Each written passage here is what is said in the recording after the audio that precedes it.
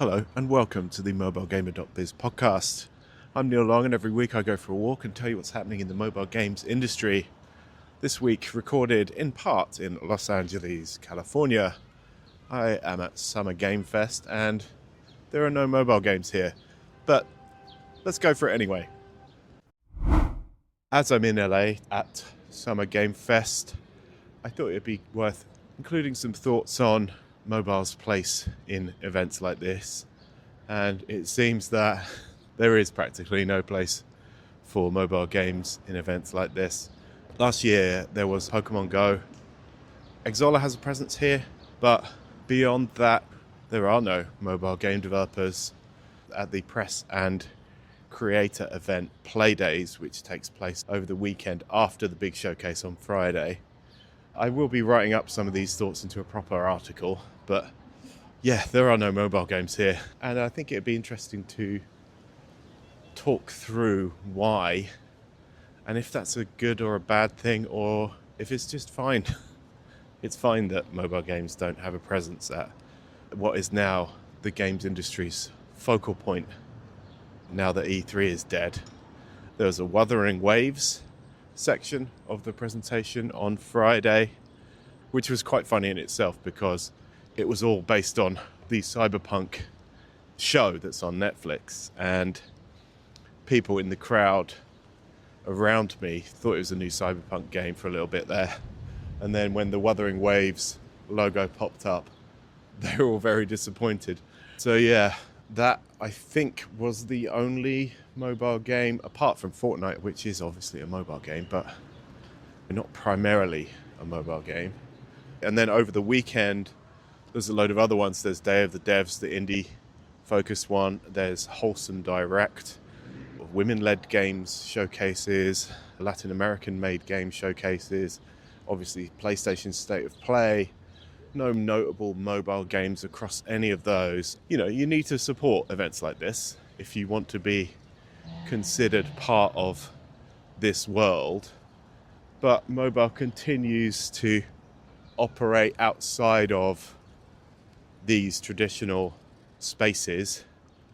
Games on phones and tablets are over 50% of the games business in terms of downloads and revenue. And really, without being too blunt about it, these are the games that normal people play. As I noted in the write-up for gamesindustry.biz, there's a couple of children in the row in front of me for that Summer Game Fest presentation. And there were some, frankly, horrific murders in the trailers in that showcase. Really horrible stuff that I would not want to put in front of any children. And overall, it was very loud, very murdery, horror games, swearing, and I'm a big boy. I'm not shocked by any of this, but I think the games business does have a responsibility to put its best foot forward at times and make sure that video games aren't seen as simply the preserve of boys in bedrooms and all of those cliches. And mobile is really the way to do that. Mobile games are played by everyone, mums, dads, kids, it's everyone. And there is no focal point for the mobile games industry as it stands. Is that a problem though? I'm not sure it is. Mobile game marketers have spent years and years honing UA campaigns and looking at the data.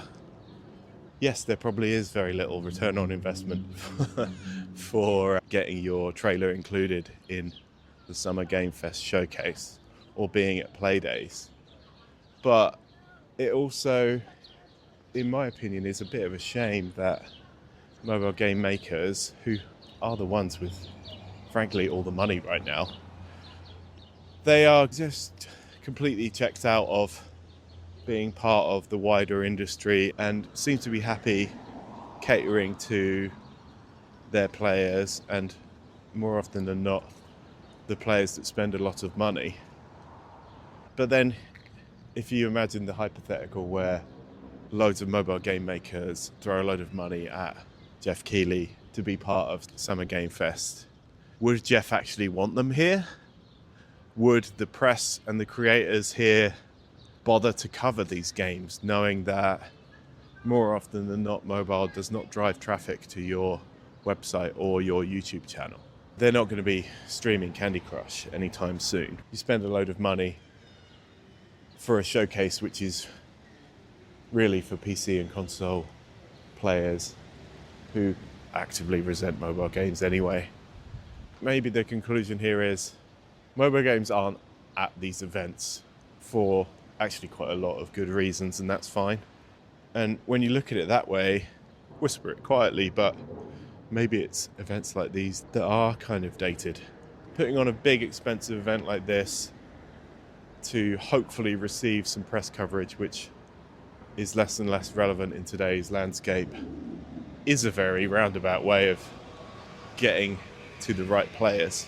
And if you've got $500,000 to spend on getting a trailer in Jeff's big showcase every summer, or spending that all on UA and getting real paying players through the door, that choice is pretty clear. And actually, mobile has in some ways solved that problem, because you can, if you have enough money, target the exact players you want to reach through user acquisition. And you don't have to go around the houses by spending $1 million on a trailer in a 2-hour showcase that will probably get lost in the noise. Do mobile games need a showcase like this? Or is that money better spent on user acquisition anyway?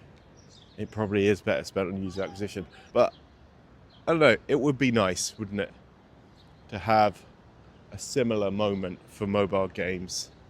I know that mobile games don't inspire the same loyalty, don't inspire the same passions, but as a giant and very successful part of the games business, to have our half of the industry completely anonymous at events like this does feel like a little bit of a shame.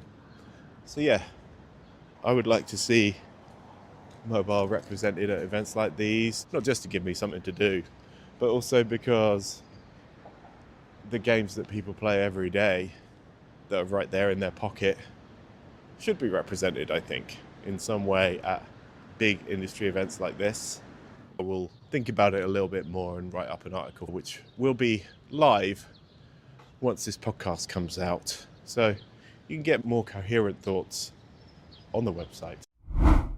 Xsolla connects developers with the resources they need to build, fund, launch, and monetize their mobile games globally. With Xsolla Webshop, sell virtual items, in-game currency, subscriptions, and custom offers directly to players, while driving up to 5 times the revenue growth. With the industry's #1 webshop solution, Xsolla provides the tools for developers to focus on what's most important: creating great games. Visit Xsolla.com to learn more. That's XSOLLA.com. On Monday, we published a story about Supercell and its US game development projects. One of them is definitely winding down, and the other seems to be missing in action. Supercell US project co-founder Steve Desilets announced on LinkedIn that the game he was working on for 3.5 years with Matt Mulkowski has been killed and its team has been disbanded. Seeing this, I had a little poke around on LinkedIn and looked at the other US game team that Supercell announced had formed back in 2022. And as of end of 2025, early 2026, all of that team are gone as well.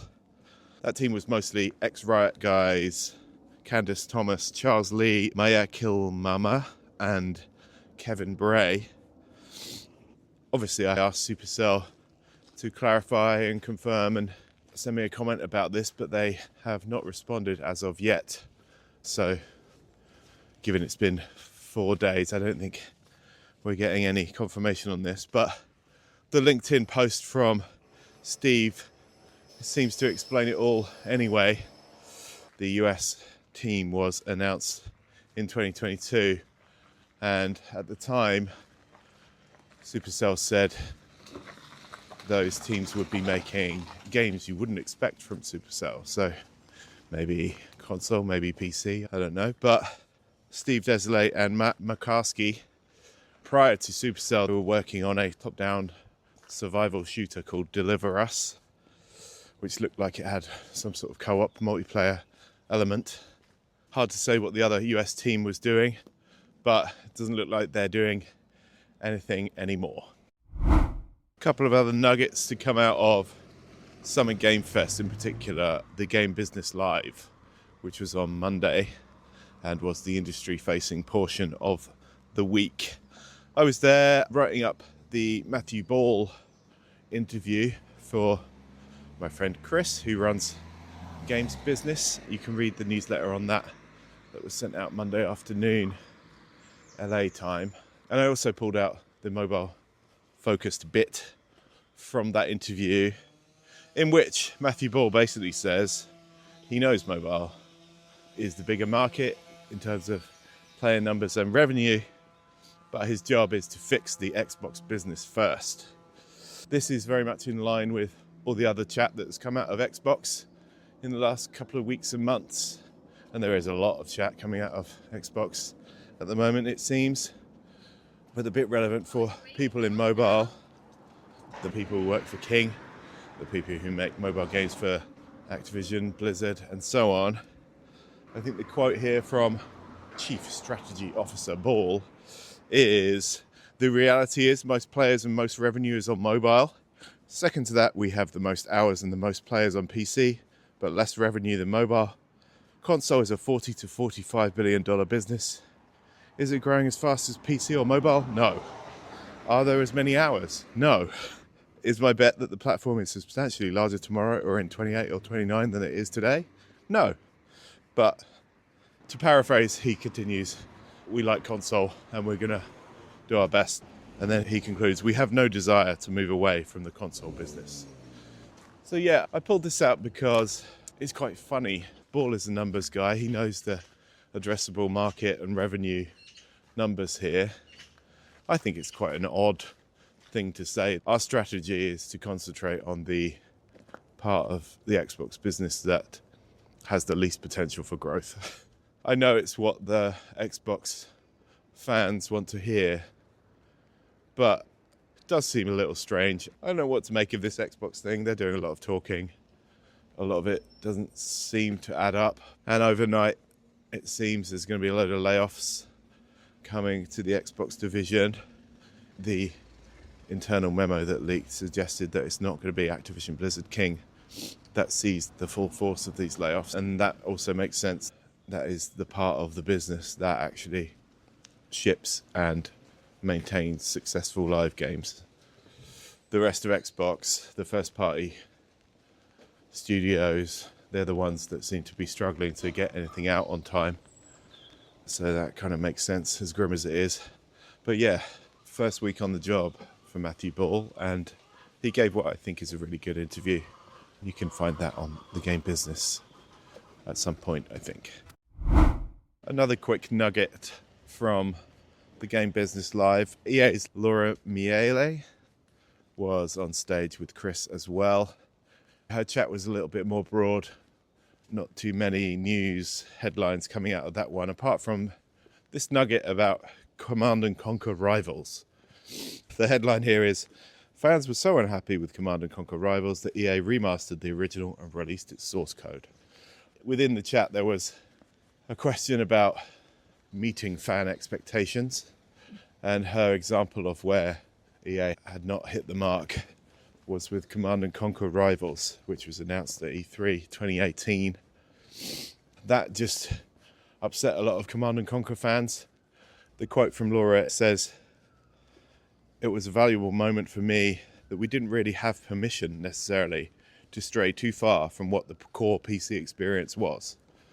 And before that, she explained that her team internally had a cool idea for a mobile game, competitive Command & Conquer, which makes a lot of sense, but the franchise had been away for a while at that point, and fans were clamoring for a remaster or some sort of new spin on the formula, and EA delivering a competitive mobile game just upset that fan base. So what happened was Miele gathered together some ex-Westwood colleagues who had formed a new studio anyway and asked them to remaster the originals, and that came out as a remaster collection 2 years later. They also released the source code for Command & Conquer and Red Alert, which is a good thing for the modding community. So yeah, it's slightly grim that releasing a mobile interpretation of your beloved franchise can upset that many people, but this is where we are, and EA has learned its lesson, it seems. Late on Friday, Metacore confirmed some of the details of the restructuring and layoffs set to take place at the maker of Merge Mansion. So it said previously 160 jobs were at risk. It turns out it is going to cut 159 jobs in Finland. It's also closing its offices in Germany and Sweden. It's not clear, actually, whether that means job losses there. Certainly sounds like it, but Merge Mansion will live on. It will become part of Supercell's live game portfolio. So, yeah, hopefully, as it has before, these layoffs mean that lots of new, interesting studios pop up afterwards. But yeah, 159 jobs gone. Studio closed in Sweden and Germany. Merge Mansion to be part of Supercell's portfolio in the coming weeks and months. In Data Digest this week, even more graphs than usual. A report from AppMagic about Turkey's mobile game market that grew 6% in 2025, but maybe the more interesting number is worldwide in-app purchase revenue from Turkish developers grew 25.5% year on year, 2.76 billion in 2025. Downloads were up a fraction, 0.45%, 2 billion. So Turkish game developers making a lot of money. Pokemon Go drew over 700,000 players at Chicago event. So basically everyone in Chicago played Pokemon Go during that Pokemon Go Fest. There's also more UA financing news. Two Desperados, which calls itself the largest independent mobile gaming studio in southeastern Europe. They make Nonogram Crossing Logic Puzzle, Marble Shooter, Viola's Quest, and Marble Waka Waka. Some fun game titles there. They have secured 20 million in UA funding from PVX partners, who seem to be leading the charge in this particular market. There's a report from the ESA saying 2/3 of Americans play games. Mobile leads the way there. Loads of graphs there about North American gaming habits. Asia and MENA forecast to top 100 billion in market value by 2030, says Nico Partners. App Store ecosystem hit 1.4 trillion in billings and sales in 2025. That is everything that goes through the App Store. And most of that is not in-app purchase, it's direct consumer billing. So that's why that number is so large. Basically anything bought on iOS. And then there's more detail on the King report that we ran last week. So have a look at the delightful graphs on the site for more. That's it for this week. Thanks for listening. Goodbye.